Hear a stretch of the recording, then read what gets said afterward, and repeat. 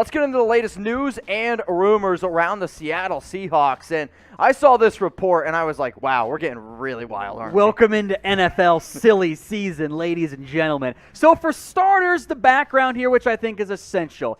Ian Rappaport on Sunday drops like the surprise news of like, yeah, other NFL teams called about trading for Russell Wilson, and the Seahawks said no, they're not going to do it because, they have Russell Wilson. You don't move on from a Russell Wilson caliber player. There's no reason to. Then Jason La Canfora, who for the record sucks, put out his article of like, well, the Seahawks could listen to calls, and he's like, well, imagine if a team gave up 4 or 5 first-round picks for Russ and listed off all of these teams, and I do want to go team by team to discuss here. The Saints, with what money?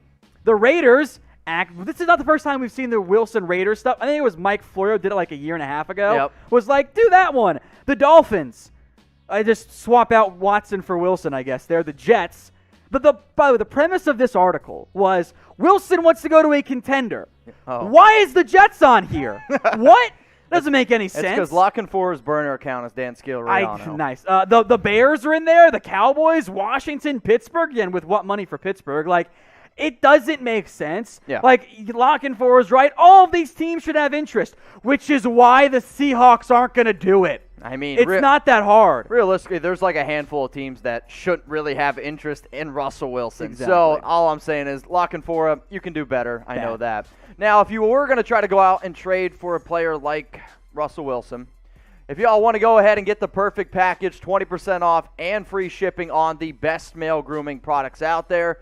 So why does it say we save balls? Because they do save balls. Proceeds benefit ball cancer as well. So you guys can go ahead and get the perfect package. Manscaped.com/chat. 20% off and free shipping on the best male grooming products out there. Valentine's Day, Tom. Got to be freshly shaved, man. I mean, are you going to be ready for the big day? Yeah, I am. I'm always ready. Are you ready? Dude, I've been ready. This is going to be like my first Valentine's Day with I was going to say with a female, but that just sounds weird. With my significant other in literally like 3 to 4 years. So it's been a long time for me. There are a lot of different routes I can take that comment because you are all over the place. I'm going to take the high road, though, and make none of them. I appreciate it. Go to manscaped.com/chat. 20% off, free shipping on the best male grooming products out there. If you don't know what to get for Valentine's Day, or if your wife, girlfriend, they're asking you, send them this link. We got you covered. This is a great gift for the men on Valentine's Day. It's also going to be a great gift for let's be honest, her, too. We don't get anything.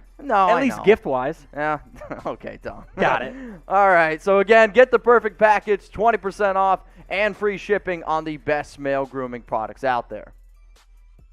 All right, now I wanted to come back to more on this Wilson stuff. To emphasize, and please don't blame me in the comments section, Seahawks fans, they're not going to trade Russ. The only rationale of like, well, geez, maybe we should consider it, is if they're bad, Mitch. Yeah. If this was a bad football team and needed to rebuild, blow it up, and sell their franchise quarterback for all of the picks. And oh, by the way, you know why else it's not going to happen?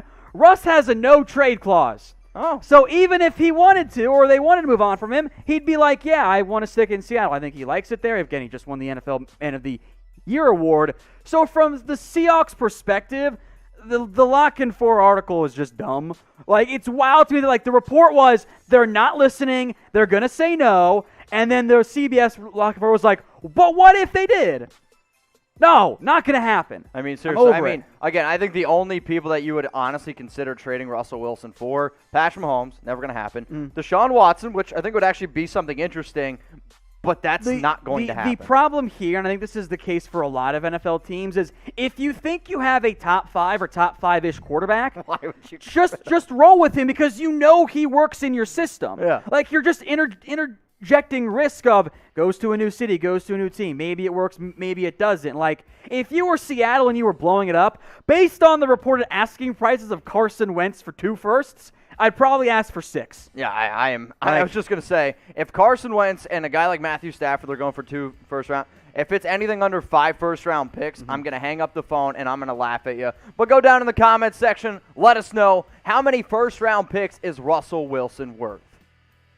All right, more here around the Seattle Seahawks. Corey Linsley, who I believe is the top center right now in free agency, and I actually would be comfortable in saying that. He's been really solid over the last 3 years, especially for Green Bay. Could he be connected here to the Seattle Seahawks? ESPN 710 in Seattle, I thought had a very good point of they got to find some more offensive line help. And Ethan Posick, gets him in a minute, is a pending free agent. Yep. Linsley would come in and be one of the best center Seattle's had in a while. Correct. Since Justin Britt was, fully healthy.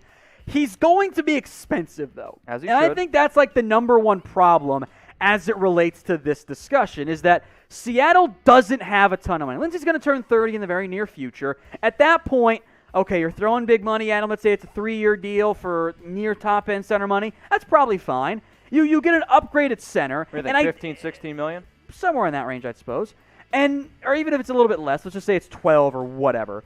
You get a better center than Ethan Posick. And I think for Seattle, Posick was a nice find this year, or maybe not find, but revelation since he's been on the roster for a while. If you can get an impact interior offense, because you're good at left tackle with Dwayne Brown. Okay. I like Damian Lewis at right tackle. You can survive with Brandon Shell at right tackle if you have to. If you can throw big money at a top-end center, I think your entire offensive line is going to look better as a result. So I am intrigued by Linsley if the Packers don't keep him and if you can afford to. So it'll be curious to see some of the moves that this team makes, but there's no doubt that they're still pushing for a Super Bowl. Who should Seattle sign in free agency? Well, let's continue to talk about Ethan Posick's future here with Seattle. Posick is an interesting piece because he was a center at LSU where he played in college and then just kind of bounced around everywhere on the offensive line. Beat out B.J. Finney for the starting role at his more natural spot in center and began the year pretty solidly, but then struggled, especially down the stretch. And if you're just comparing the two players in terms of how good they are, and all these numbers are from Pro Football Focus. They're the only one out there with publicly available, pressure data and all that stuff.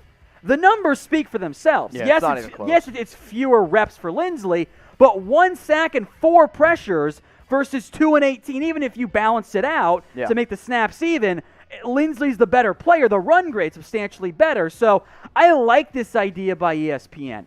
I don't know if the money's going to work out in the end, but I do think going after a substantial and significant upgrade in what is a win-now window for Seattle, I think that makes some sense. And in the end, as a reminder, folks, you can make the money work if you desperately want it to. Yeah. You can find a way to restructure the Bobby Wagner deal, extend Jamal Adams, bring his cap hit down, restructure Wilson to bring down his cap hit in this year and kick it down the road in the future like teams like the Saints and Eagles have done to free up money this year and go all in while Russ Wilson is still being a top 10 quarterback. I like that potential move for Seattle. If there's any Seahawks fans out there, make sure you guys subscribe to our Seahawks channel. It's continuing to grow here at Chat Sports. It's youtube.com/SeahawksTV.